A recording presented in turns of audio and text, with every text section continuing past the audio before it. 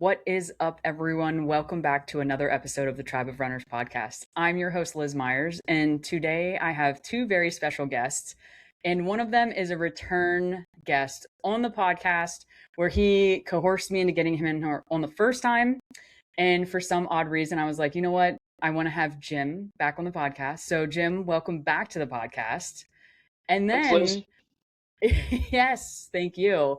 And then I have the pleasure of having Cory on here. So Cory Kitchen, and he is someone who is very new to ultra running. So Jim, being the veteran and doing tons of races, and just being the old guy that he is, I was like, you know what? I need to have the old guy back on, and Cory, who are really good friends. So this is going to be an interesting podcast. We're going to dive into them both racing Desert Peak 100K and then them both racing Sedona 125. So thank you both for being on the podcast. Thank you. Thanks for having us, Liz. Heck Turns yeah. out Jim's pretty manipulative, so He is. He's just a smooth talker, I think is what it's come down to. He's coerced me into being my open self, and like I say the inappropriate dumb things to him all the time. I don't know how he does it. that's right. Gotta have fun, man. Gotta have fun. Be yourself. No, it's so true. And you've said that so many times to me, and especially like out there in Sedona, you're like, my main goal is to go out there and have fun. And we will dive into that because I don't think you could necessarily say you had fun, but maybe looking back, you've had fun out there. But this year was a wild year for both of you. So a little bit of a backstory with a little more on Cory and Jim, how they actually met. So Jim, why don't you tell us how you and convinced Cory to go out there and do all these crazy distances? So, so Cory is actually the son of my regular fishing buddy. His dad, Gary, and we've been fishing for almost 40 years and doing some hunting together. And we've just been friends forever. And I remember when Cory was about this big, forever ago. And Cory started showing interest about 4 years ago when I did my first ultra. And he's always asked me questions and been interested. And he was going to do the Flagstaff Eldon. 38-mile race, 2 years ago, right, Cory? And Correct. Yeah, 24. 24, and he had a knee thing that popped up on him, and so he backed off a year. And then last year he came and paced for me during the second time I did the 125, and he did 28 miles with me, and he got that kind of bit him right there pretty hard. I didn't. He says I coerced him, but I've never held a gun to anybody's head. He's pretty energetic, and he's one of the few people that talk the talk and then walk the walk. So I've always been proud of him, and he did a great job this year. So super glad that he stepped up and accepted the challenge, because it's a big scary challenge going. Well, first of all, he did his first ultra, and then the first 100-miler in the span of about a month. So those are big about goals. 3 weeks. Yeah. Yeah. And so let's dive into that, Cory. You pace 20 some miles, you get the bug, and then instantly go, I'm going to go sign up for Sedona 125. Tell us about that and how that happened for you. Yeah, so I mean, originally I'd gotten interested in ultra running years ago. I think I had actually read a hunting article, believe it or not. It was Cam Haines who ran, I think, Bighorn 50K, and that kind of lit the spark originally. But I never thought I would do that. It was cool reading about it, And then Jim ran Eldon Crest the first year, and got interested, started asking some questions. And then, like everybody, I had this master plan where I was gonna get into ultra running. I was gonna do the Eldon Crest, the 38 miler, then I was gonna do Sedona Canyons, and then I'm gonna jump in and do the 250 because everything's gonna go perfect and nothing bad ever happens. And unfortunately, I was about a month out from that Eldon Crest race, and I took a pretty hard fall on an early morning run, and I rolled my ankle, didn't think too much about it until 2 weeks later. I couldn't get out of the bed. And turned out herniated a disc in my back really bad. Ended up having to have surgery. and then a knee problem developed. I ended up having knee surgery, so that wiped me out really for 2 years. And actually, I paced Jim knowing I was going to sign up for the 125, but I knew I was going to have something done with my knee in the process. Mhm. I kind of kept that to myself. I wasn't going to tell a bunch of people I'm going to have knee surgery and then go run 125 miles because, everybody looks at you crazy originally for running 125. But yeah, that kind of lit the fuse for me. And yeah, I just jumped in with both feet and said, why not? Speaking of Desert Peak, I don't know why 100K scared me more than the 125 miler. There's something about that K at the end of the number. I don't know. It threw me off, I guess. Yeah, yeah. And it's crazy in a good type of way though, but like how we get randomly trickled into the sport. I feel like, like we see something like you mentioned seeing the hunting thing and then, obviously Jim and he's doing these and he's an old guy. So you're like, if he can do those, definitely I can do them because that's exactly what I would think. And and Absolutely. then yeah, and then pacing him like you learn so much being out there. And I, as majority of us do, like we just join and we start doing all the things and then we start racing and I'm sorry to hear everything happened the way it did with you with the back and then the knee and but you came back and you kept going, so that's awesome. And I know, and obviously in between all of this somehow Jim talked you into reaching out to me about coaching. So I did coach both of you and you both did phenomenal, even knowing like I was pushing you both in different ways too, because Cory came to me with freshly out of surgery and like trying to make sure the knee was okay. And Jim came to me like, hey, I'm ready to train. And I just whooped his ass, I'm going to be 100% honest. And he knows it. I gave him a tough build this year because I really wanted to push him. But, it was so cool working with you two. And I knew you two chatted between all of this, but you came to me originally, Cory, knowing like you were signed up for Sedona 125. And then we talked about, and you got into Desert Peaks 100K. And you were very, very worried about that race. And then after that, you came through and you're like, I learned so much. So, tell us, obviously you mentioned like you were kind of worried about it, but like tell us that first feeling of going in after your first ultra. Yeah. So, I mean, you go into the first one just totally blind. You can read or whatever tell you, but until you've experienced it, like it's just I don't know, it's just fodder. You don't really grasp anything until you've been through it, right? So yeah, after that first one, it was like, man, I learned where all you bleed time real easy at aid stations if you're not paying attention to what you're doing, you don't have a plan. Which I planned so well that I did the same thing at Sedona Canyons. So uh unfortunately didn't learn my lesson as well as I thought I may have. But no, I mean, just the experience of doing it, knowing mentally what you're going to go through, physically what you're going to go through, and how to adapt to that was, I mean, it was huge. And I don't regret doing it, even though I was concerned about the short layover between that and then going to the 125. But I think it paid dividends for Sedona. Um, just learning what to do in scenarios like when you get out there at an aid station and your stomach isn't right or you haven't been on your nutrition correct, your hydration is a little off, how to quickly change before that spirals out of control. Oh yeah. But No, it's so true. And it was so cool to see you out there. I got to meet both of you in person, which was amazing. And honestly, like just hearing you come into the first aid or coming into the midway point. So not first aid, midway point, because that's where I was.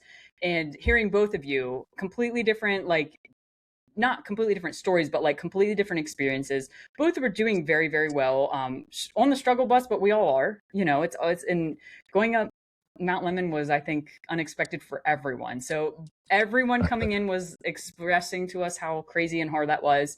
But it was just so cool for me as a coach to see you out there like flourishing. Like I could see everything in your mind turning, like you were learning so much. And then obviously we chatted afterwards and you learned a lot too.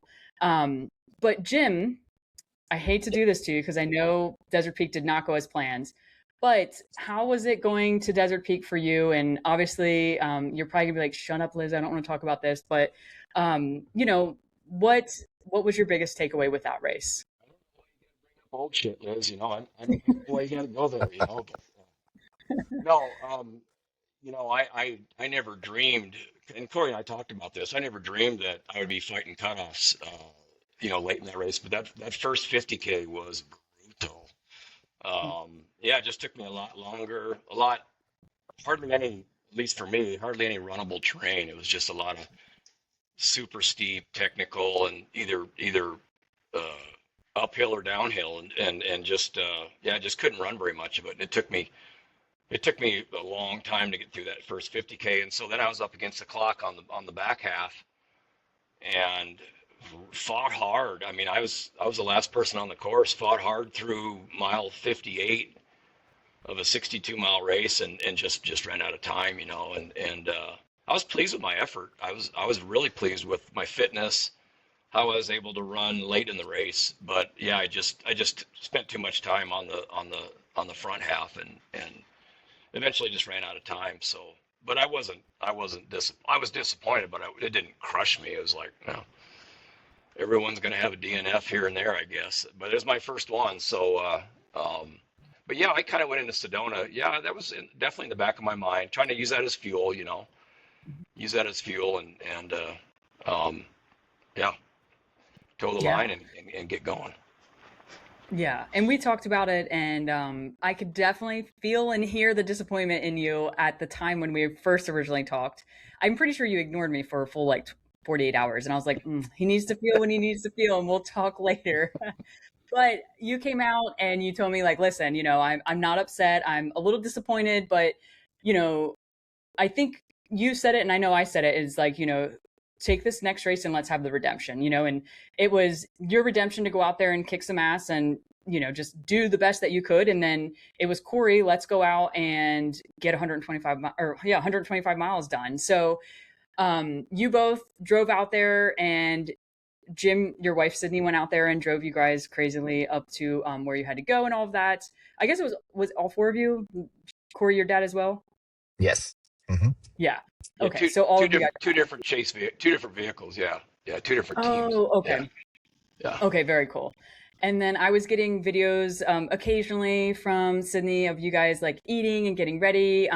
Jim, you post a lot on your Facebook to like let everyone know, because you have a lot of good friends and people that follow you on this amazing journey of you doing crazy things at, such an old age, even though I hate saying that you're an old guy, but it is I so, don't so mind. impressive. um, I just love that you're genuinely that you're doing this. I always give you a hard time about being the old guy, but genuinely it is very impressive. And I always, not to blow steam up your butt like you always say that I do, but I do genuinely use you as a great example, because we're 66. Now you're 67 years old, and you're crushing these races and just doing things that I hope when I'm your age that I'm still doing. And I, speak for a lot of people that have said the same exact thing when I tell the story about Jim, this crazy old guy that runs these ultras.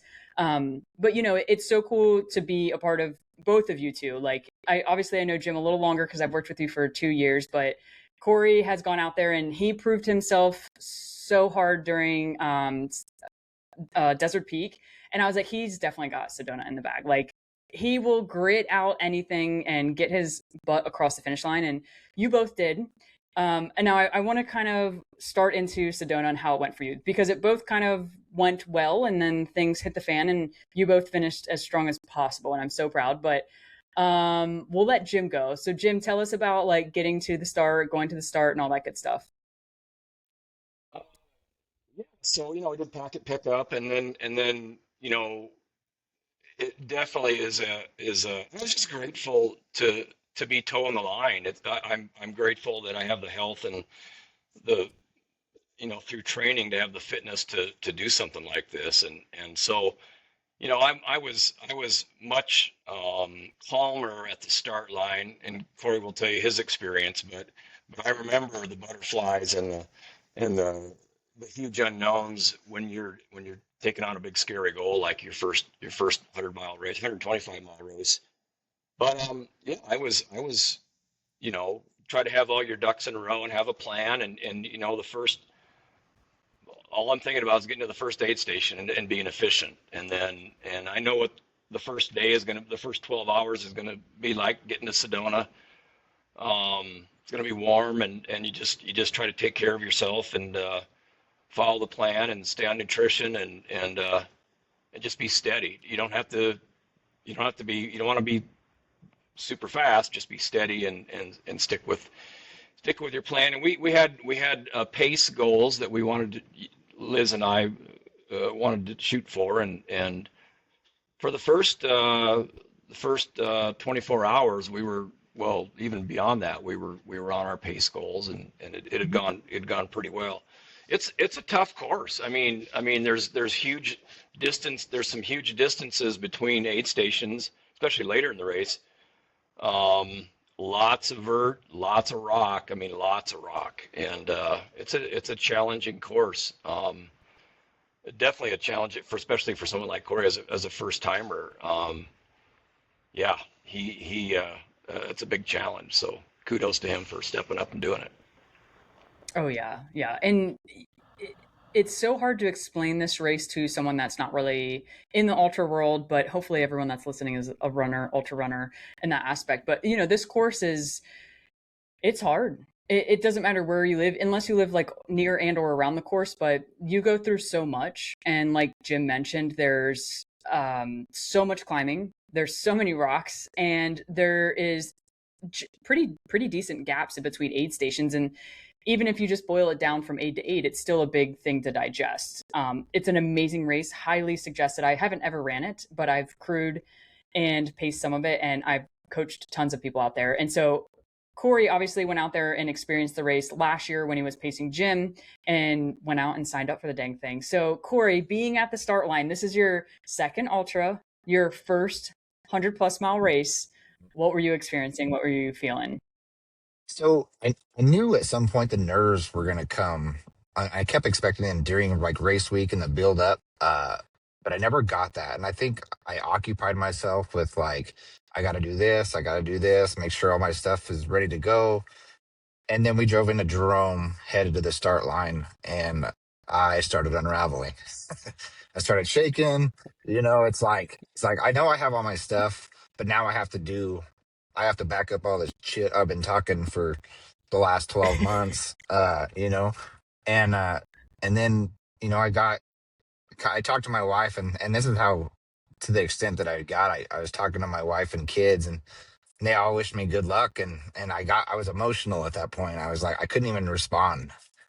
So I mean, it's kind of cool now to think back on it, that I was that, I guess, overwhelmed. I'm not sure if that's the right word, but then He just Jim he and I were just kept standing. saying he just kept saying, I just want to get going. I just want to get going.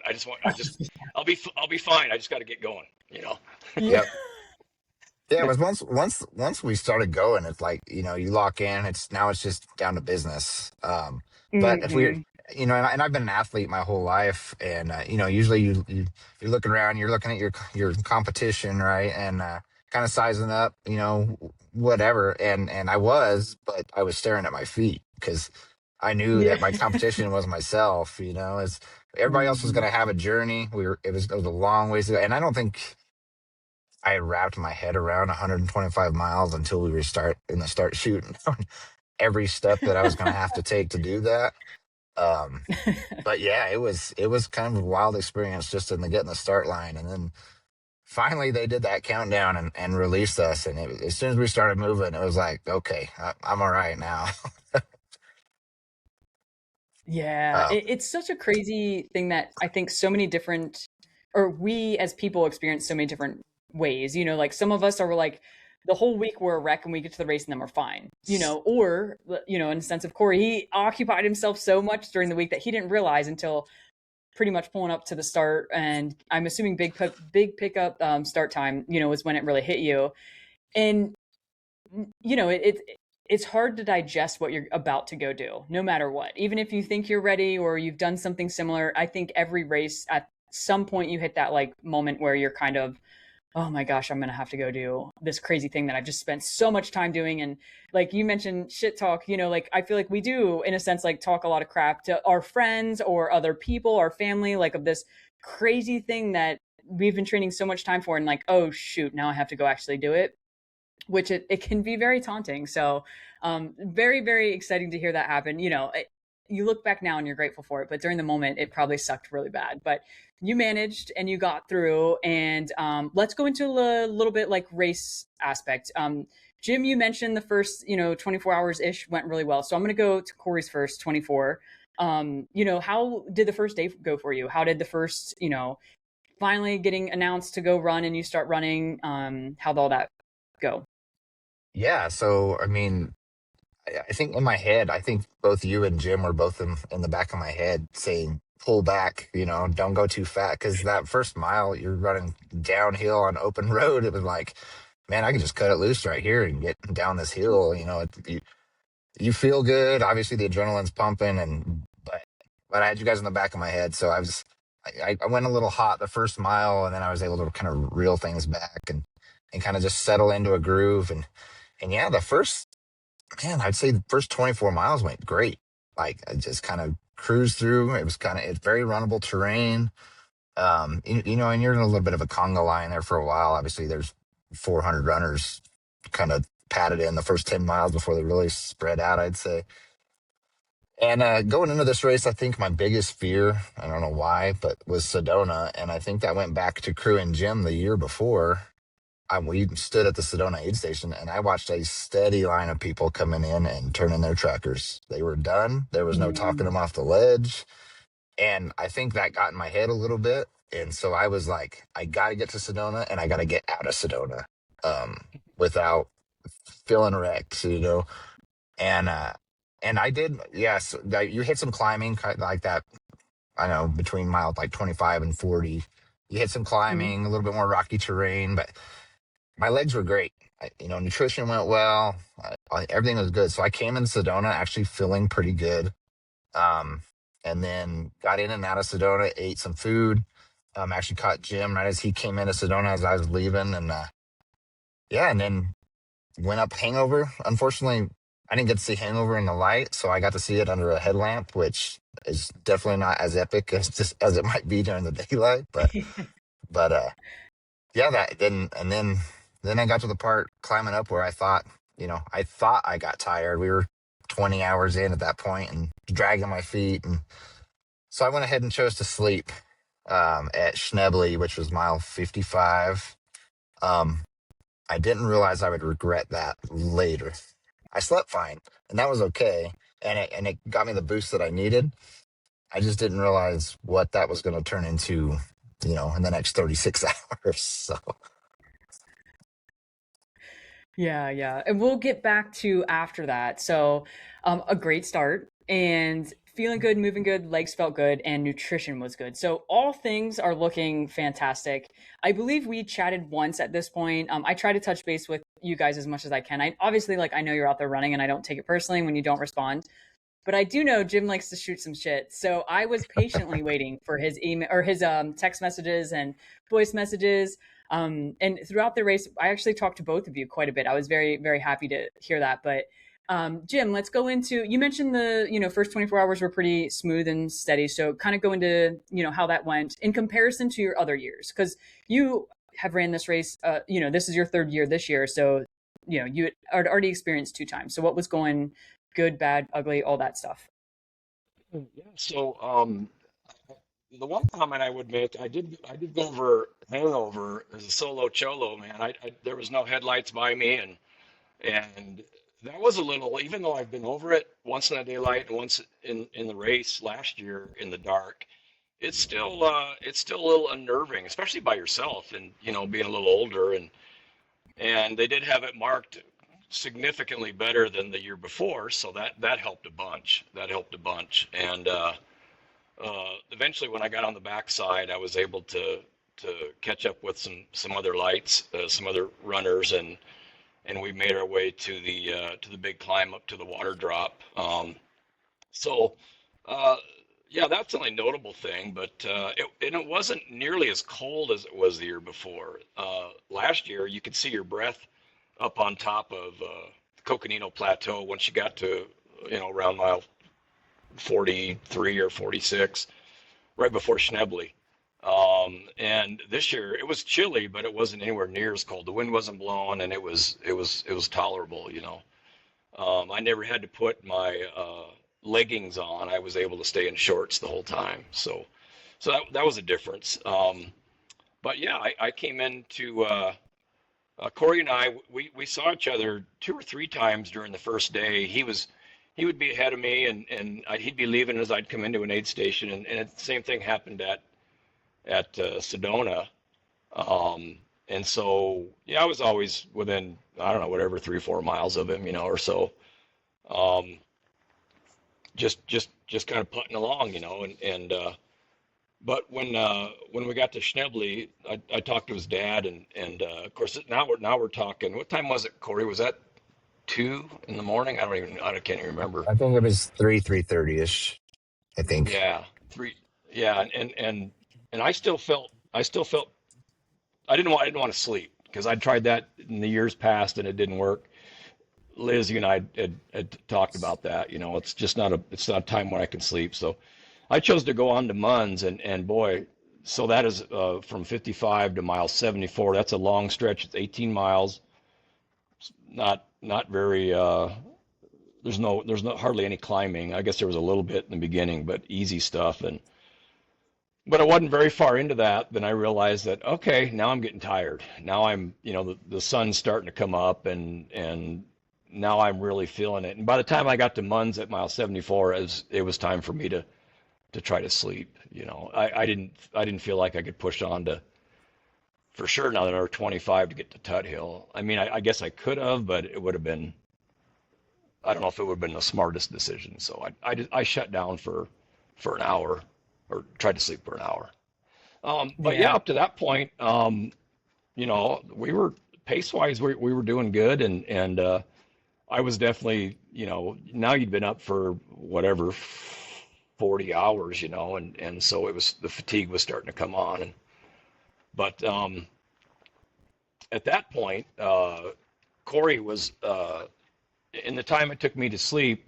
Cory had made the run around and caught back up with me at mile 74 at Munns, and then Cory's knee was giving him some fits, and he'll some problems. He'll tell you about that here. But anyway, at that point, through all that, we kind of decided to team up after that, and we'll touch on that here in a little bit. But Yeah. We'll yeah, definitely dive into Cory, going back to Cory, and you two going together. But first, I have to make a note because I think one thing that's always talked about, and Jim, again, I mentioned this is your third year, and you finally got decent sleep this year. I would say decent with like a little star beside it, because yeah, is any sleep really decent sleep in an ultra? yeah. I've No. never slept the first 2 Yep. years, and that's it's tough, Yeah. So with this year, and I know you practiced, you have a chair that you were trying to sleep in, like a zero gravity style chair, Yep, because you tried yep. laying down before. So in a weird way, like you told me, Liz, I've been practicing napping in this chair for Sedona. And I was like, okay. And sure enough, Cindy sends me a picture and she goes, he literally trained for this. And you were passed out in your Oh yeah. chair taking a nap. I was so happy to hear it. But it can you kind of talk about the struggle with trying to figure out sleep? And obviously this was Cory's first year. I'll kind of get into your experience with that and like what happened when you went for your sleep. But Jim, can you give us a little information on your experience? Yeah, so in years past, I would get to that basically 24-hour mark in the race, and it seemed like a normal time, try to sleep, and I just m- between the aches in your hips and your quads, I would lay on my side. I have a pickup with a camper shell, and I would lay in there and just toss and turn. Couldn't shut your brain down. Achy, hips hurt. You're off your legs, but you're not getting any of that mind reset where you get rid of the brain fog, and you're wasting time. More importantly, you're wasting time. And so through your advice and your coaching, we decided to well, originally we're going to push on to Fort Tuthill, which is super aggressive for an old guy, but Liz doesn't care because she's, that's just Liz. By the way, I was going to mention, Cory, and see if you agree with this. I think Liz needs to go back to Ultra College to figure out what a deload week is, because she has no freaking concept on what a deload week is. What's your thought, Cory? Yeah. I remember thinking my first deload week, I was kind of excited for a break, and I was like, I don't know what. I think she freaking forgot. Well, I'm not sure what the Yeah. hell just Well, happened. what she took off what 20 minutes or whatever, you Yeah, know? like I think 15 Yeah. minutes the first time. I was like, oh, okay. Yeah. I guess this is what I this think Joe needs is. to send her back. Yeah, Joe needs to send her back to Ultra College again, you know, because she missed that day for some reason. But So, but Yeah, that's the no, class I skipped. That's the class I definitely skipped. but no, we talked about a different sleep strategy, and I agreed with you that let's go longer to where you said no, you're going to sleep then. If you make it to that deep in the race, you're going to sleep. And but yeah, it was bright daylight. It was, I don't know, late morning, almost noon, and here I am, in the shade of the pickup, in this recliner, covered up, and I got dual hearing protection on, so I can't, because it's busy at an aid station. I got dual hearing protection on, and yeah, next thing I know, Cindy was tapping me on the shoulder. She goes, "Okay, it's been an hour." It's like, wow, that was quick. Yeah, And yeah. anyway, so that was the right time for me to sleep, and then of course went the rest of the way to the finish after that. Yeah, yeah. And I love that. And again, we'll and if you do this in a, maybe Sedona, maybe Cocodona, whatever's next, there could be more tweaks and more adjustments. But I think this year a big thing for you and something we talked about was like push yourself to where you literally lay down and pass out. If Yeah, you lay down and you're kind of laying there tossing and turning, and it's about 10, 15 minutes, like you need to get up. You need to get up and get going because you aren't tired enough. And I think you actually called me before you laid down, I think, and we were chatting. You're like, I'm just real tired. I'm like, well, then go to sleep. Like, it's okay. Like, you sound tired enough. You deserve that rest. Let's try to yeah, take it then. But I remember yeah. saying, like, if you lay there and you can't fall asleep, you need to get up and keep going. And you're like, oh, I don't think I'll be You doing know, that. But and in the 125, that's intimidating because those stretches are so long. Because once you step away from the aid station, there's always the chance to do a dirt nap, of course. And I mean, I hunt and I sleep in the woods a lot, so, but I've just never done it during a race, but I could see how that's a skill one has to develop on a longer race like that. But yeah, I was because it was going to be 25 miles. There's no sleep station at Kelly Canyon, so Mhm. once you stepped away from Munns, it was 25 miles. So yeah, it was going to be 9 or 10 hours until you could have a chance to sleep again. So that's significant if you're if kind of on the fence. Yeah, for sure, for sure. And at this point in the race, you guys had no pacers or anything of that nature, too. So it wasn't like you had the ability to take a dirt nap. In a sense, I would say safely, where like you have your pacer there looking out for you. I know there are runners that take dirt naps, like solo, and I give them props because I don't know if I could do that. I would need someone there to like wake me up and make sure I don't pass out for a couple hours, but or just having someone there to look out after you. So, I think you made the right move. You slept, which is phenomenal. Now let's go to Cory. So Cory, you back up a little bit. You decided to sleep, and you mentioned it wasn't a good idea. So let's get into that. yeah, so hindsight was, like I said, I was tired enough. I knew I could sleep. And I think some of that went back to just not sleeping well the night before the race, but I'm not sure anybody really sleeps all that well. But I was kind of dragging my feet, stumbling over rocks, and my eyes were pretty heavy. So I thought, I'm tired, so let's go ahead and in hindsight, I hadn't really practiced caffeine too much, so I didn't really know the benefits or how I would react to it. I learned a little later that I probably should have just hit caffeine then and continued to Munns. Um, but no, I mean, I jumped in the back of the vehicle.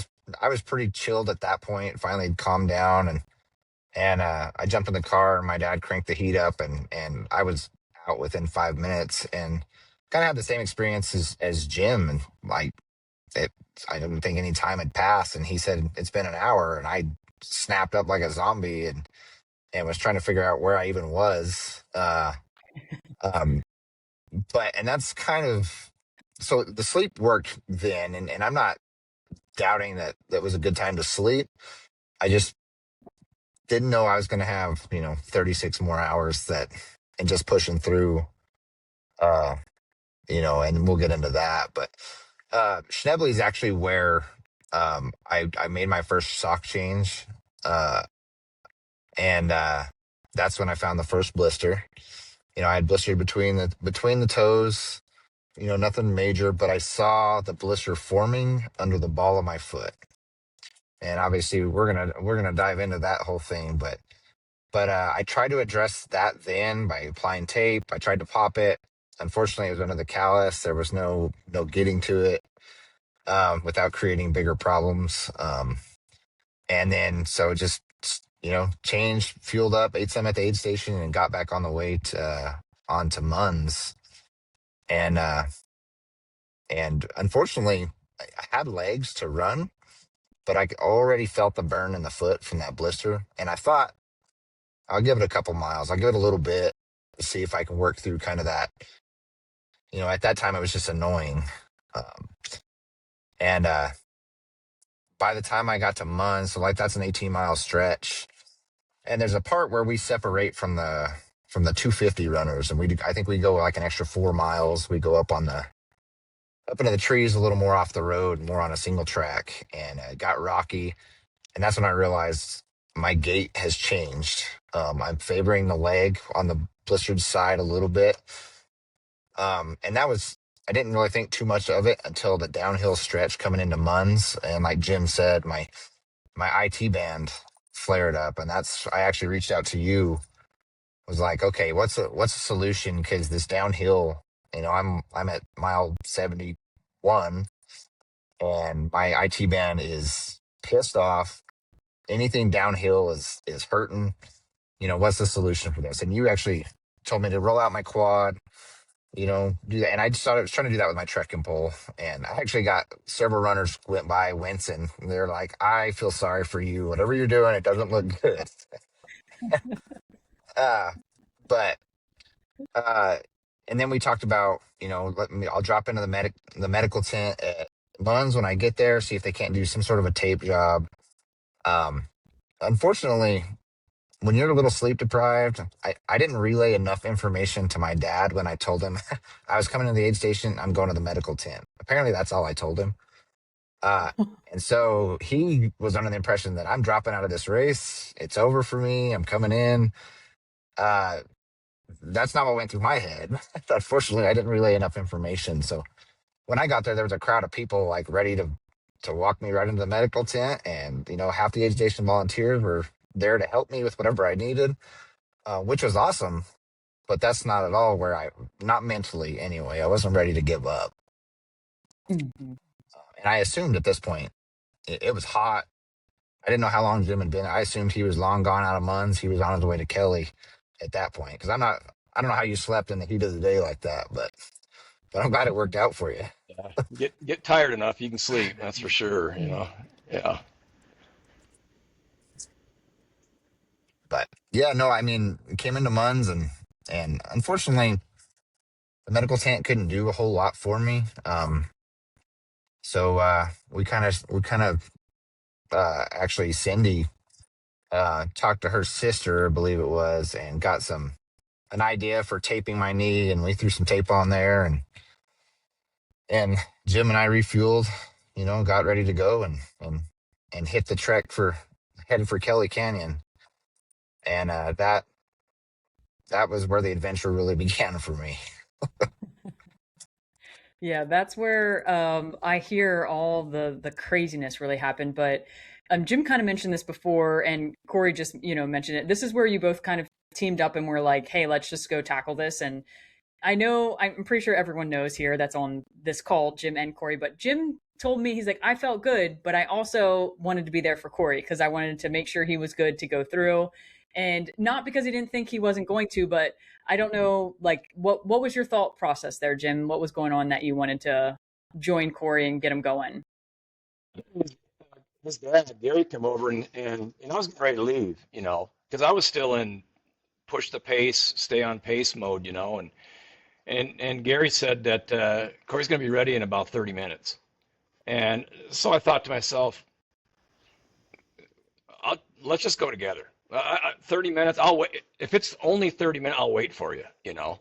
And so in the back of my mind, I didn't, and selfish Jim was thinking, screw this, we got to go, man, we got to go, you know. And even after made the decision, even after we were 8 or 10 miles down the trail from Munns, Cory he was struggling. He was on the struggle bus, and the blisters, and the knee was, I think, better. Cory will tell you, but the blisters were coming on, and even then I was second guessing. I just about went up to him and said, "Hey, Cory, I know I said we were gonna like team up, but like, dude, I gotta go, man. I gotta go." And you know, it would have been selfish of me to do that, but still, you know, you work hard to try to get a certain pace, but it's entirely possible I could have taken off if I would have done it. I could have taken off and I'd have been fine for whatever, 8, 10, 20 miles. But eventually my feet went to hell, and it's entirely possible Cory would have caught me anyway. So it's the same difference, you know. So I made the decision, you know, and Liz, there's things that are more important than pace, you know. It's you know, helping a buddy, you know, not that Cory needed the help. That dog right there will hunt. He'll hunt, man. And he would have got through it, but it was just better as a team, and we helped each other, and we were both at the end, we were both suffering, but yeah, it was good. Yeah. And I don't know who told me. I think it may have been Sydney called me and said, Jim's actually going out with Cory. Like they're both, or Jim's looking good. So he's hoping it'll pull Cory out and get Cory moving. I'm like, oh, that's a great idea. And she didn't mention anything about like Cory being super down. I knew previously like his IT band was feeling a little angry, but Cory did not tell me about the blisters.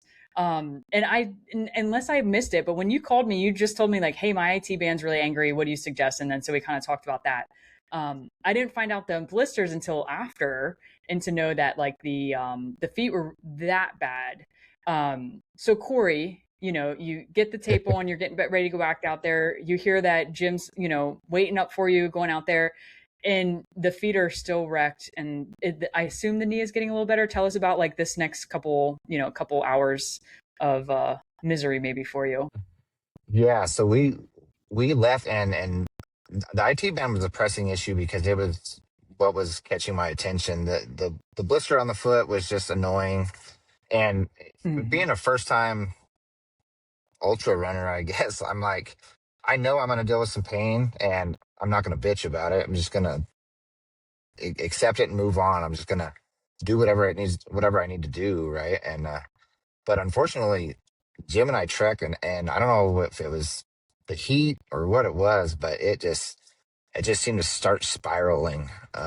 That pain in my foot became, I mean, I'm not even 100% sure the knee was 100% better, or the blister pain was so bad on my foot that it just overrode everything else and nothing else hurt. Mm-hmm. Um, and, uh, and, I really appreciated Jim kind of being there, like, because I think I'm still in the mindset of pace, and I'm trying to move, but I there's no thoughts happening. It's just pain with every step, and so I'm just enduring that, every step along the way, and I wanted to stop every 100 feet. I wanted to stop, take my shoe out, readjust something, figure out a solution. But at the same time, I didn't want to tell Jim I want to stop and slow him down, and keep creeping off the pace, which eventually went by the wayside anyway. But yeah, we got once the sun went down. Um, I think we were probably like mile, I don't know, 88 ish, and Kelly Canyon was 92, I believe. Yeah. I wanted to throw a big old bitch fit right in the middle of the trail because I kicked a rock, and it was like it lit every bulb up inside my head that I wanted to throw my trekking poles and throw myself on the ground. I didn't care who was watching, but I didn't. I sucked it up and just kept moving. And I knew Jim was trying to move faster. He was pulling away from me for a while, and then and then whatever would happen, he'd stop or whatever, and I'd catch back up to him, and then so yeah, that stretch between Munns and Kelly was by far the biggest low, the most torture. Um, I never had the thought, I'm ready to quit. I'm ready for this to be over. I would just the whole thought in my head was the finish line is so far away, Yeah. and there's a lot of steps between here and there. And I didn't know how I was going to deal with it, but like you said, you just take it one step at a time. And when we dropped into Kelly Canyon, Jim had got the attention of a medic the at Kelly Canyon, and they were my saviors there at Kelly. She wrapped me up in a blanket and started addressing blisters on my foot, and they don't make it very easy to leave that aid station. I could tell you that much.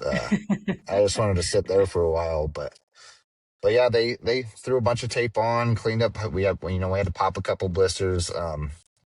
Unfortunately, most of the blisters, like the ones between the toes and stuff, they're annoying, but they didn't hurt. It was the one under that callus on the ball of the foot that was just fire the whole time, and there's just nothing I could do to resolve it. But they took enough pressure off of there that Jim and I got back on the trail towards Fort Tuthill. I don't even time is kind of irrelevant to me at this point because I didn't know where anything was. So I was just moving forward.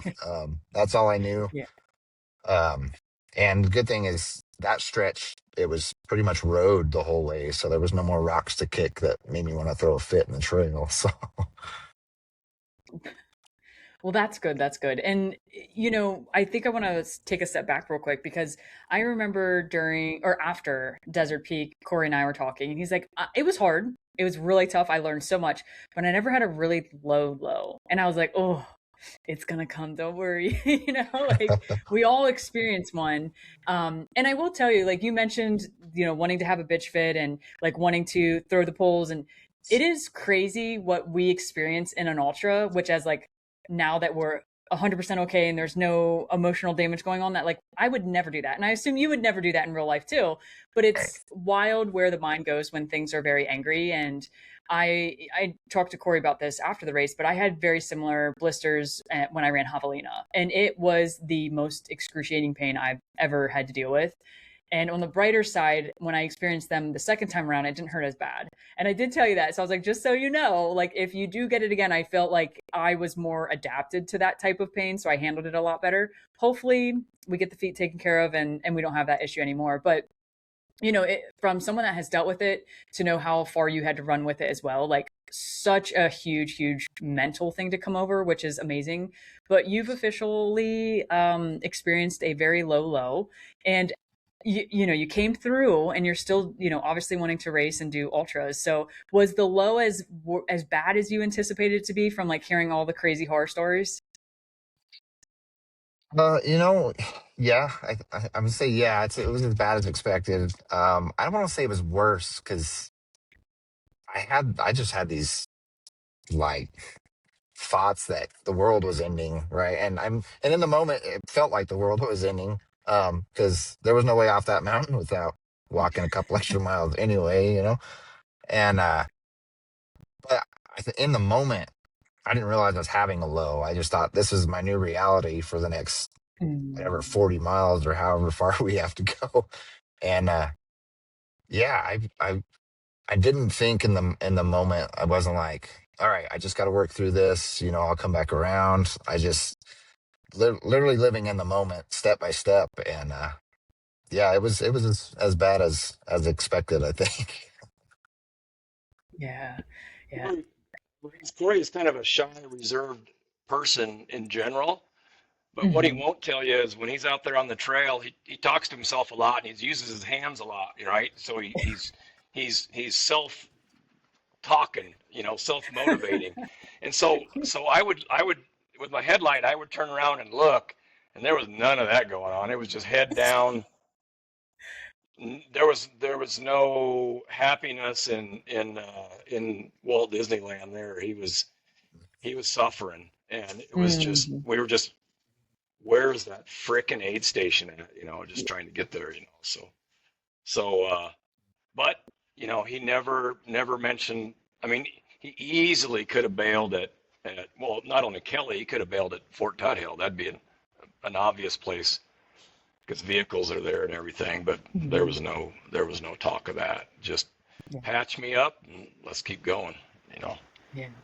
Yeah, and I would have been very surprised if Cory would have been taken out, other than like a crazy injury. Like from the conversations I've had with Cory and training him and, working with him, I'm like, he's a gritty MFer. He's going to get through this. But I never envisioned it to be blisters. Honestly, I thought it would be the knee. And I think like Cory, we even talked about that. Like you were like, I'm like, I'm so confident you can do this. My only concern is that your knee starts to hurt. Like, cause that's just, it's hard. And you got to figure out what blisters were like in a crazy race. So I hate that it happened for you, but at the same time, like you learn a lot and you continue going. But kind of getting back to the race. So let's go, Jim. You come up to Kelly. At this point, how are you feeling? What was going on? Did the blisters appear for you at this point? I mean, I had a couple hot spots on my little pinky toe on the outside. I'd already gone up to my bigger shoe size at Munn's, and so I didn't have a bigger size, and so it was just like Cory said, it was irritating, but it wasn't going to stop me. I knew I was probably going to have a blister there, and I thought, well, maybe I'll throw some tape on it at I think I did throw tape on it at Fort Tuthill. Um, but no, my problems didn't come till about the last 10 or 15 miles. That's when it got when my feet went to shit after that. That's when it got. But yeah, no, leaving, I felt pretty good. And I also discovered through training, and Cory touched base on it, touched on it, that having a little bump from caffeine, not only the Coke at the aid stations, but actually having caffeine tablets.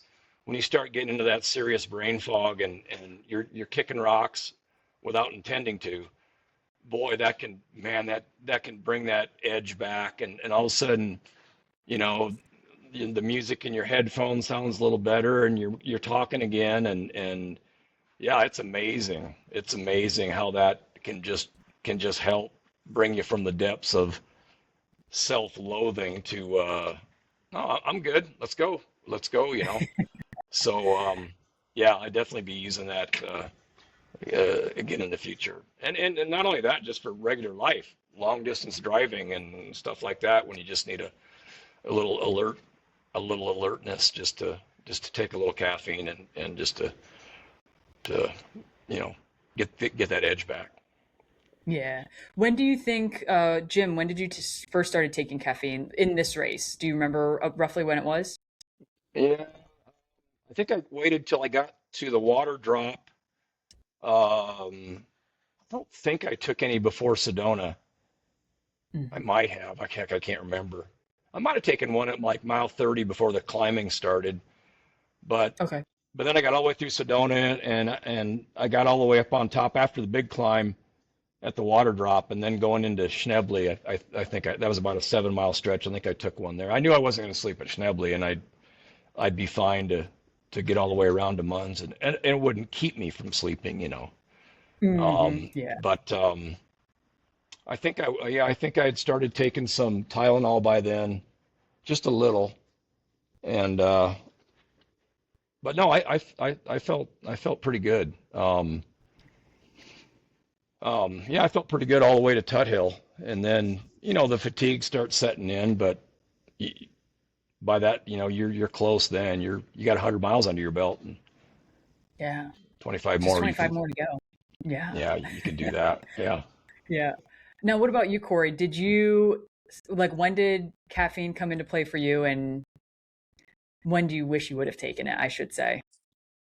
Yeah, so I had drank a Coke at Sedona, because that was the caffeine I was going to use, at least in my brain. But Jim had actually given me some caffeine tablets prior to that I had in a pocket that I hadn't trained with, so I totally forgot about them. So I was probably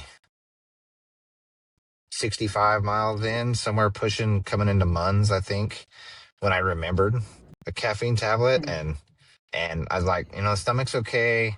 I drink caffeine pretty regularly. It's like, I'm gonna try it. I'm gonna risk it. I know I didn't train with it. I'm gonna risk it. And man, I instantly, after once it kicked in, I was like, I should have been on this a while back because I mean, it gives you new life, right? Unfortunately, I had energy, I had legs, I didn't have a knee and a foot at the moment, but yeah, and then I think I still kept forgetting about caffeine tablets. I wasn't taking them regularly, and same thing with Tylenol. I wasn't hitting that. I wasn't staying in front of the pain. Um, Hmm. and so I think I took 3 caffeine tablets for the entire race. I drank Coke at 2 aid stations, so not a ton of caffeine. Hmm.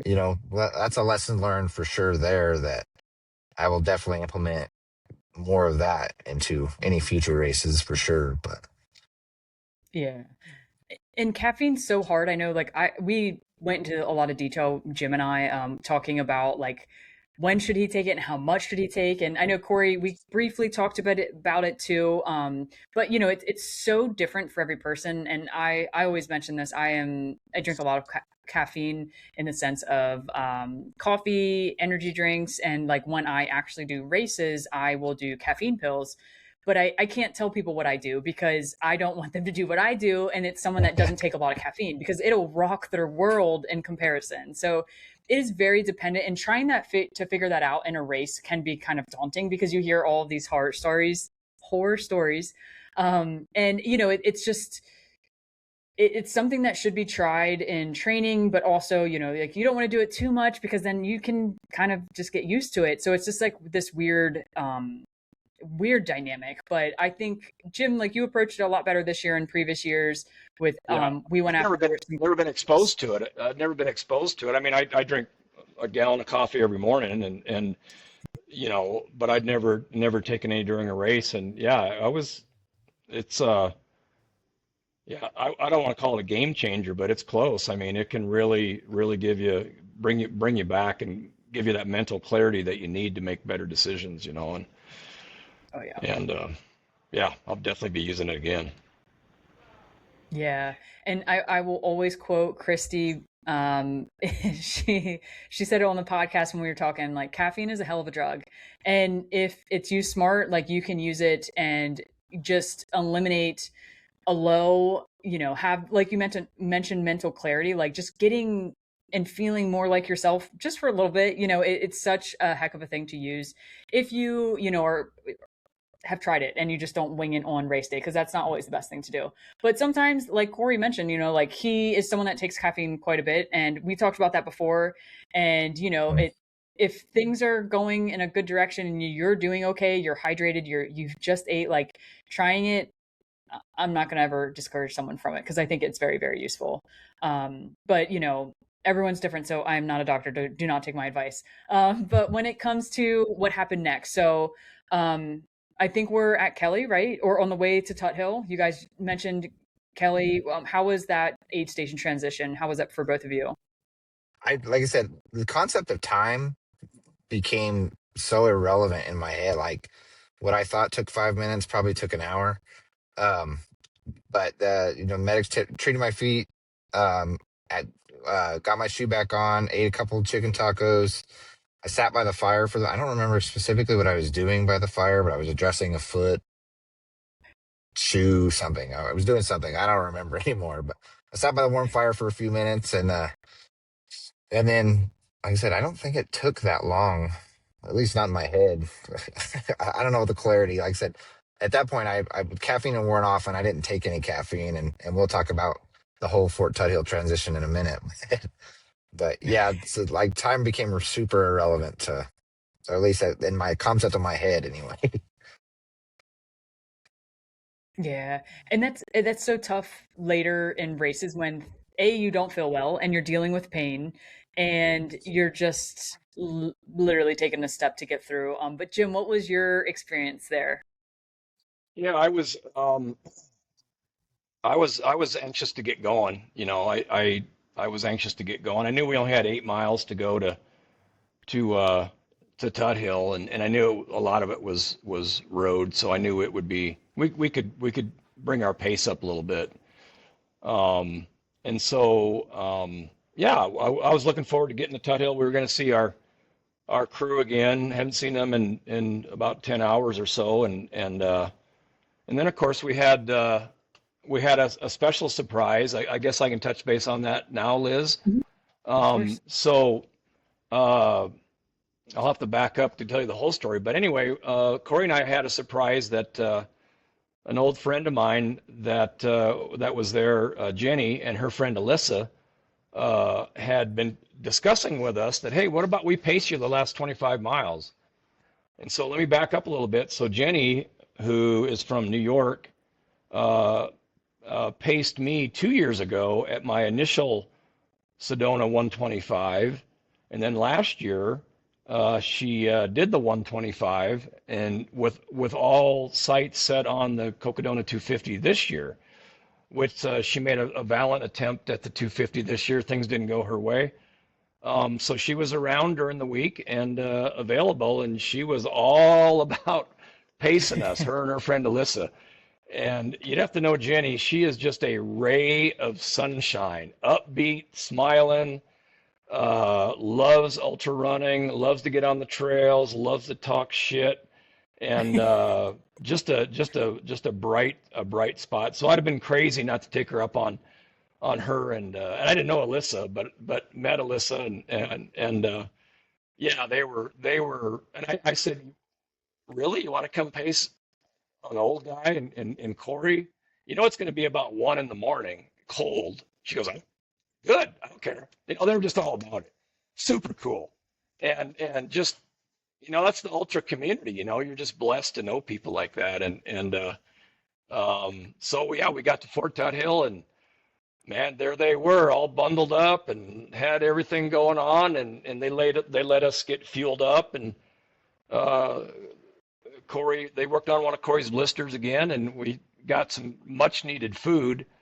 No sleep. We decided on the way there, no sleep. No, no, screw this. We're gonna just keep going. Just gonna keep going. And we had visions that we could still come in at in that 53-hour window, which that'd have been cool, but that didn't happen. But anyway, back to Jenny though, it was just awesome. And I told her, I said, Jenny, I'm a zombie. Conversation is going to be not much, and we're just trudging, and she goes, no, that's fine, that's fine. It'll be good. It'll be good. We'll make it fun. Come on, we'll make it fun. They're all wound up. They're rested, and yeah, it was great. It was great. We started off. It was cold, kind of slow to get going, and then little by little the sun come up. And Cory, you can touch base on how you had no freaking idea what planet you were on or what time of day it was. Yeah, so when we talk about caffeine, I should have taken caffeine at Fort Tut Hill or maybe right before. Because we came into Fort Tut Hill, I didn't know what time it was. I don't know how long we were there. The volunteers set food in front of me, a bowl of pasta, and I stared at it because I didn't know what it was. Oh, It made zero sense to me. And He had that I 1,000 yard stare in his, that 1,000 yard stare. Yeah, yeah. I was in a whole nother dimension. I just nothing made sense. Like I said, time is funny because I'm sure maybe hours passed by. I don't even know. But I came in and I bundled up at Fort Tut. I was cold when we got to Fort Tut Hill. I warmed up at the aid station, and I bundled up, thinking we got a long night ahead of us. Uh, and so I put on my insulated layers on the bottom. I bundled up on top, and we'll work through the night, and we'll get to FAC in 14 miles, and and then I'll get back into some warm weather clothes. And I don't even know how long we were hiking, but I started realizing the sky was brightening up and the sun was starting to rise. And I turned to Jim and I said, "How long have we been walking?" I think he said maybe an hour and a half, 2 hours. I was like, "The Yeah, freaking sun's yeah, coming up."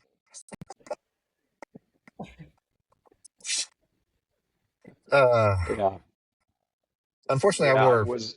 extremely warm clothes for several warm hours. Yeah, yeah. No, Uh, no, no, no concept of time. I think the sun came up about 2.5 hours after or started to come up at 2.5 hours after we took off. So, but that's okay. I mean, you still needed the warm. It was cold. It was cold. It was yeah. 30, 39 or something like that. It was chilly. It was chilly. But yeah. But anyway, sorry, Corey. Go ahead. And how were your feet doing then, Corey? It was bad and getting worse. Yeah. Yeah, and at Fort Tuthill, I took a big giant ball of lamb's wool and shoved it in the bottom of my shoe, just to create a pad between my foot and the bottom of my shoe, just anything for a pad.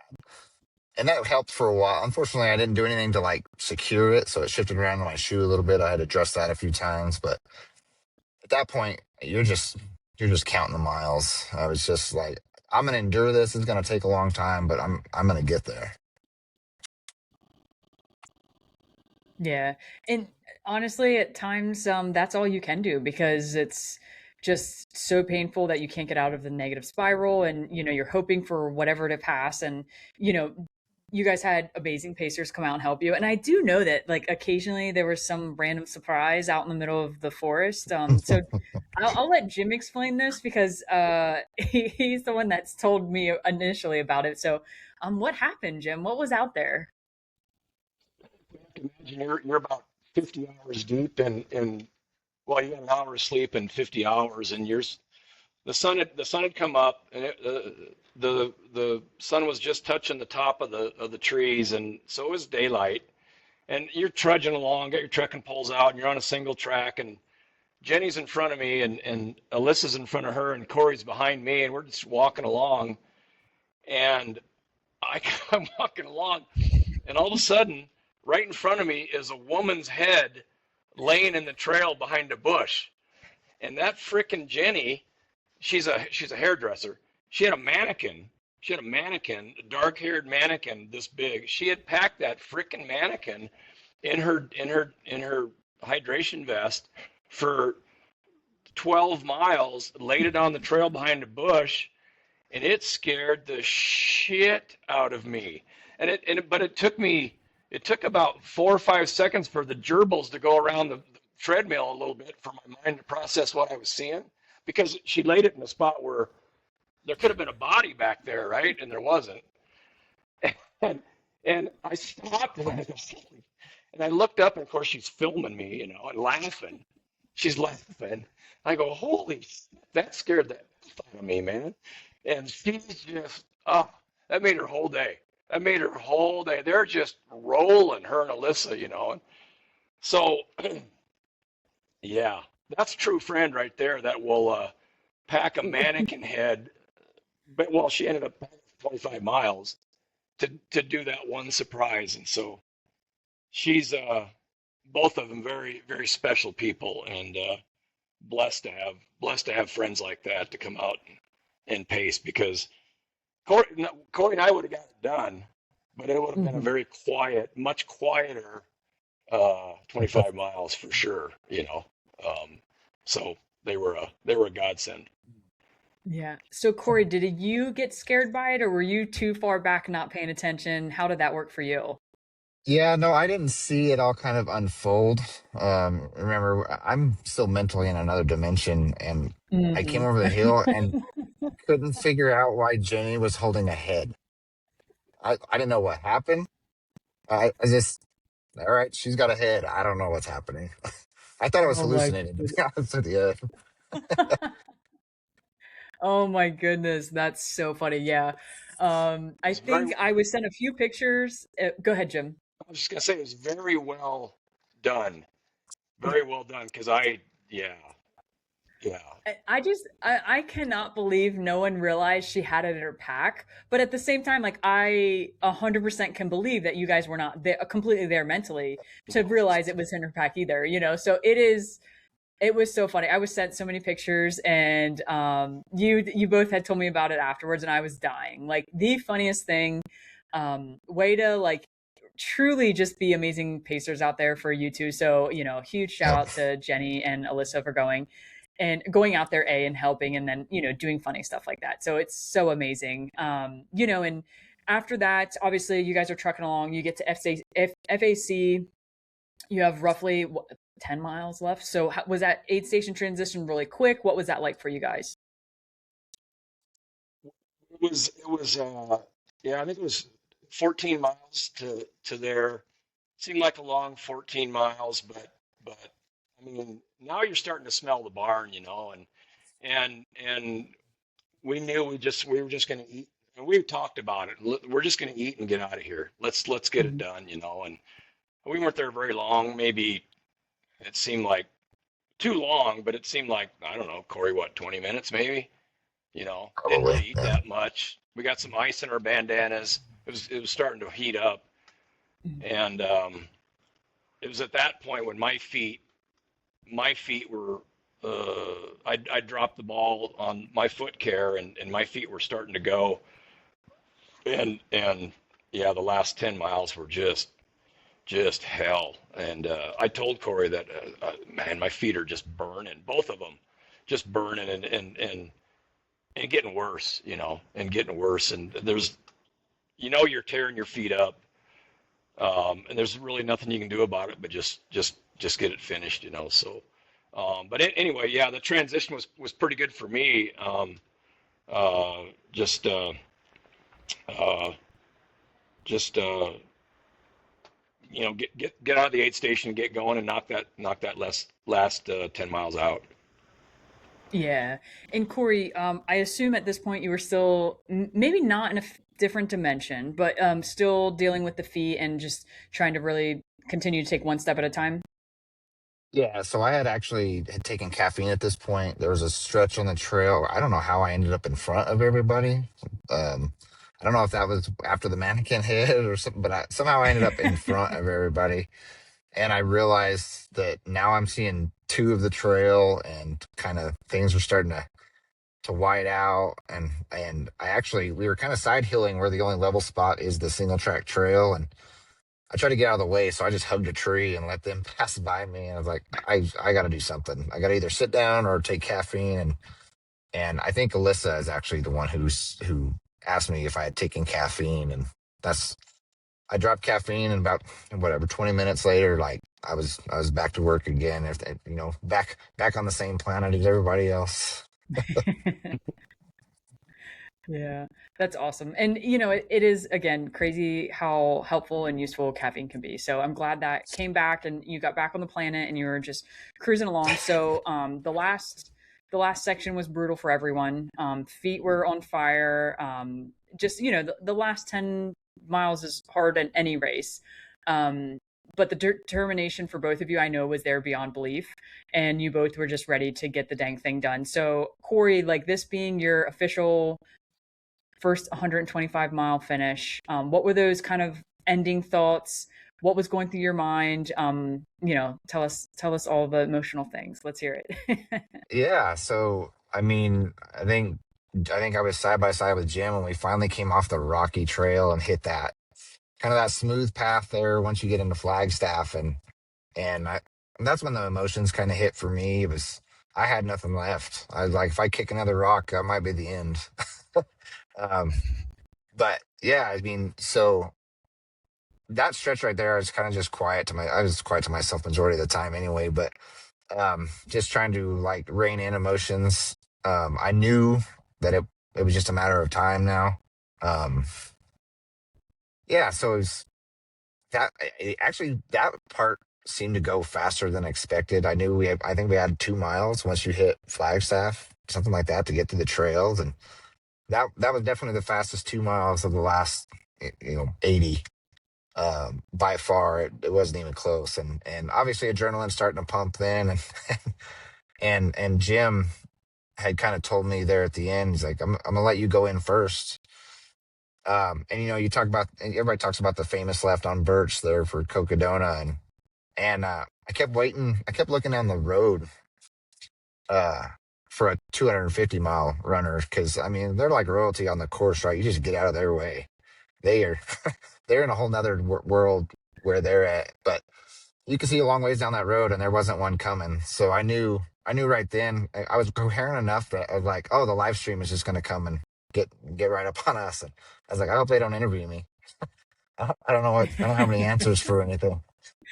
And but we got to that at the that famous left turn, and I told Jim I was talking to Alyssa, but I think I said it towards Jim was I'm just gonna run it in. I'm done with this. I'm running it in, and I just took off running. I was like that was the best feeling run I think of the entire race, that last 200 yards or whatever. But then then I was still debating when I was crossing the finish line how do you react here? Like, I didn't want to start bawling, which very Yeah. easily could have been that. But so I jumped. Everybody kind of was surprised I was jumping at the end, but I was like, that's the emotion I had. I just let out that scream. It's like, this is finally over. But Yeah, and I it will was tell you, so exciting. yeah. And you could see it. I try to go back and watch everyone's finish because you guys finished, I think it was like really early my time. And I genuinely was like, holy crap, like he jumped across that line, but you could just see all the emotion run through you in the sense of like you were done, you did it, you could see the just pure determination and like sense of accomplishment in that. And I'm sure you probably felt all those things and maybe look back and see it too, but it was so cool just to see, and such a huge accomplishment. And I didn't even know the half of it. I knew you guys were struggling a little bit, but I didn't know how bad. So to, find out afterwards all the crazy horror stories that went through, and I'm just genuinely so proud and such an awesome first finish. And again, congratulations, such a huge accomplishment. Now, Jim, how was it for you? Third time finisher. Your feet fucking hurt and Well, you're probably cussing me out. and it's totally my fault. I screwed the poops on the foot care. I definitely should have done a better job at Munns and for sure at Tuthill. And just let my pre-taping job go to hell. And I paid the price. But my over in years past, like last year, I was by myself. I was much more emotional last year because I was by myself for a long time. And oh yeah, the tears came pretty easily last year. This year, with Cory and with Jenny and Alyssa having people there, it was more the emotions weren't there. A couple times I could feel it welling up. It's like, nah, you've been here before. Just suck it up. But the overwhelming thing was I just wanted to get my fucking shoes off. That was the only thing. And I actually called Cindy. She was going to bring us a couple beers, and I with about a mile to go, I called her and I said, we're about a mile out. Look, we do not want to hang out at the finish line. We want to take some pictures. We want to head to the motel. We have got to get these shoes off because it's just like a heated vice on your foot, and you just miserable. And Cory was in the same shape, and he felt the same way. And so it was kind of bad because there wasn't that it was celebration, but we were just in pain. Not it couldn't Mhm. wasn't as sweet as it could. It was sweet, but it wasn't as sweet as it could have been. Cory did a good job of holding it together. I thought he'd be cutting onions bad that last mile, man, but he did a good job of reeling it in. And then when that gal came up with a live stream camera, he goes, either I start running or I'm gonna start crying, and he took off, and so it was awesome, man. It was awesome, and but for me, yeah, it was satisfying to get the finish. I came in just a few minutes ahead of last year, which that's as an older person, it's any kind of improvement is good, and didn't quite get the pace that we were going to shoot for, but like I said a while ago, there's things that are more important than pace, and working through all the problems with Cory was pretty satisfying, and I think it was just meant to be, with Jenny there and helping Cory and Cory helping me, and I don't know, I just think that's the way it's supposed to be. Yeah. And it is crazy. You mentioned before, like, it it's not always about the pace. It's not always about getting a huge PR or anything of that nature. Like, you guys will never forget this race. And sadly, you may never forget it, for Cory, with how much blister problems you dealt with. Jim, maybe because of a random head that was in the middle of the desert for you, Yeah. those memories are something you guys will always have. And it's just such a amazing thing with ultra runners. And that's why I was like, listen, this is a weird request, but I want both of you to be on the podcast at the same time, because you guys literally ran the same race and you ran part of this race together. And yes, a lot of experiences were similar, but at the same time, you both had such a different experience in this race. And, Jim, this being your third year going, and Cory, this being your first year, two different points of views and an amazing story between the two of you. And, it was just such an honor to be a part of it, to cheer you guys on, to torture you throughout training.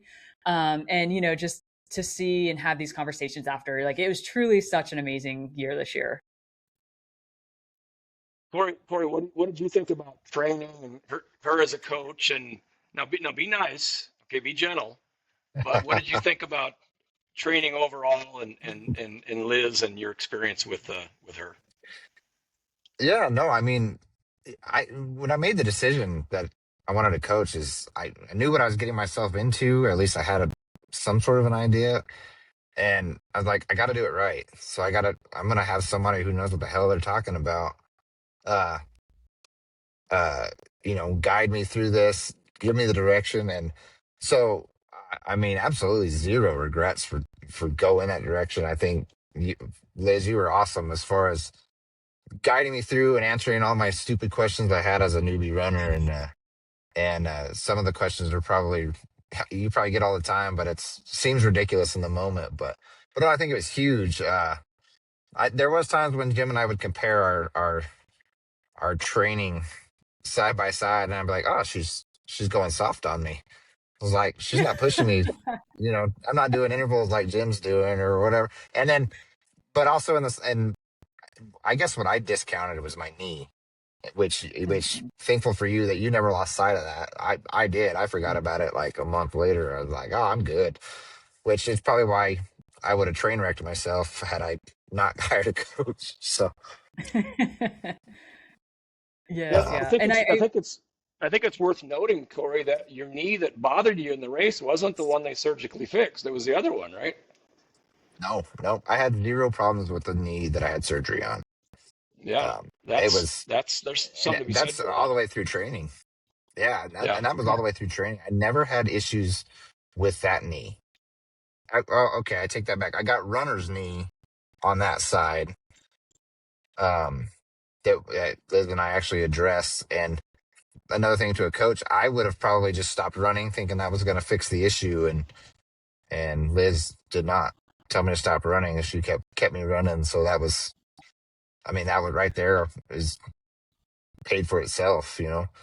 Um, And instead of going also to 0 miles. we have to note that Cory actually talked to me and was like, "Hey, my knee's kind of bothering me," and I was like, "Okay, let's adjust this. Like, what's the issue? What's going on?" Because as I've said this multiple times, and neither of you two have done this. You both communicate very well with me, but a lot of people, when they have a little niggle or something pop up, they get a little worried. And I think I did have to call Cory out, if memory serves me right, because you're like, it's been hurting for a little bit. I'm like, you should have told me sooner. But like, You we did. called it plenty of time. There was nothing serious. Just a little adjustment for maybe a week or two, and then you were back to very, very little pain, which was awesome. Yep. But like, I always tell athletes of mine, like, I'm a runner. I've done the stupid things. I still do the stupid things. Like, I am a runner at heart, but I'm a coach as well. So like, I understand the things and I'm going to do them as well. And I'm going to help you in a sense. So like, we're not doing anything to prolong injury. I don't want to not have you run. I just don't want you running in pain, so it's trying to adjust that. But yeah, Cory did fantastic. And I did always keep his knee in mind. And I think we even had some conversations, Cory and I, saying like, yeah, like, I was like, oh, I'm just being a little careful because of your knee. And you're like, oh, okay. And I'm like, yeah, like, I don't think you're not fit. It's the knee I'm worried about, and it has nothing to do Yep. with your fitness in that aspect, Cory. No, and like I said, it's funny because you think I'd be the one worried about it, and I forget about it. All right, Cory. So with this being your first 125 and a huge accomplishment, finishing, an amazing time, even though it wasn't your 100% goal time, it was still an amazing finish. What would you say was your biggest lesson learned going after this race? Oh man, that's the biggest lesson. That's I don't know, just the commitment. I think just I always in my head I pictured, yeah, I can do this, right? But I don't think you realize what you're committing to. Like it's easy to say that from the comfort of a chair. And I think that's what it was, is to kind of put the ego aside, which I did that a little bit. Obviously I talked some shit to Jim when I was gonna beat him. Even if we finished together, I told him I'd hit him with a trekking pole so I could finish first, that kind of thing. And you you gotta you it, I think that was the biggest thing for me, is you gotta put the ego aside. Like it's gonna expose you. It's gonna expose every weakness you have. Um so, you know, come and do this race and find out what those weaknesses are, you know. I'm not sure that answered the Yeah. question, but I think that was the biggest takeaway for me. Yeah, yeah, for sure. And it's we all go into these races truly not knowing, and a lot of us have huge egos. It's completely normal, you know. And you don't really find out until you're stripped, not literally, but pretty much naked, and you have to either Uh, decide if you're going to grit it out and continues taking one step forward, or if you're going to call it quits, and you, my friend, gritted it out and did an amazing job. So again, huge congratulations on such an amazing race. But Jim, this being your third time finish, and just being the amazing old guy that Oh, you are, what was your what was a lesson this year that you learned compared to all other years? good years left, I think. But no, where I come from, I'm like I said, I'm just so blessed to be able to still do this and to have a little bit of durability and be able to train and have a little bit of success. Um, it just feels good. It just feels good to finish. I'm yeah, we like to chase pace and do better, but it's such a good reason for me to stay fit all through the winter and all through the spring and go into the summer and into the fall and do the other things I like to do at a high level. And we live in a time when you can get on your phone and order food and vacations and movies and relationships. And I think it's important to go out and do really hard, epic things, and at least it is for me. And it's just satisfying to train and to toe the line and then just get after it and not don't back down. Just keep your foot on the gas and see what you got. There's we all have limits. We'll all hit our limits and the pain was pretty bad this time, but luckily it happened late enough in the race where you could smell the barn and just get through it and get to the finish line. So that's really satisfying. It's satisfying for anybody, but as an older runner, it's especially satisfying. So Oh I'm yeah. lucky. And yeah, it's truly so amazing. And I say this and you always think I'm blowing smoke up your ass, but it is truly amazing what you do. As someone who also, like, you're not only running, like you do so much hunting, you're so much outdoorsy things in that aspect. Like you are always on the go doing things, and then you come and run these crazy races, and it's just truly amazing. And I'm genuinely so proud of you, Jim. I hope you know that. I know I always give you a hard time and I'm very mean to you. But you Very. you are you are a rock star, and I'm so proud to genuinely follow you along and do all this. So I appreciate both of you, and I've kept you guys for so long. So I'm going to call it.